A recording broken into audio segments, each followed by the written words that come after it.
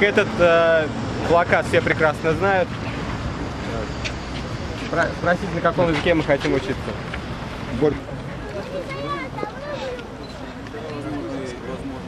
Поддержку федеральной политики в сфере образования. Что не секрет, что национальные языки изучаются за счет русского. Вот это одна из проблем, но не единственная.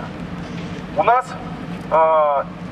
учебники истории регионализованы, скажем так. История трактуется в пользу величия региона. Иногда забывают о привязке, а как же все-таки этот регион-то возник. Вот. И наша республика не исключение, к сожалению.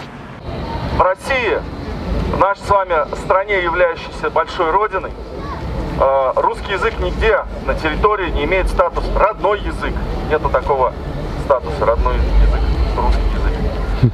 То есть, когда говорят родной язык, подразумевается не русский язык.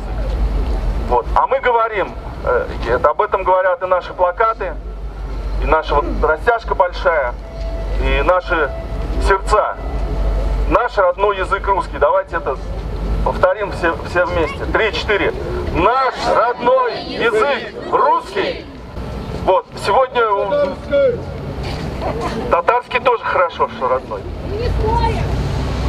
Да, мы не спорим, что есть люди, у которых родной язык татарский. И ради Бога, что об этом есть ваше беспокойство, и что вы своих детей, своих внуков шлифуете, чтобы они дома-то все-таки разговаривали на татарском и на улице. Но, к сожалению, правители забыли, что есть большая часть населения, для которого родным языком является русский язык. Второй наш лозунг. Татарстан – это Россия.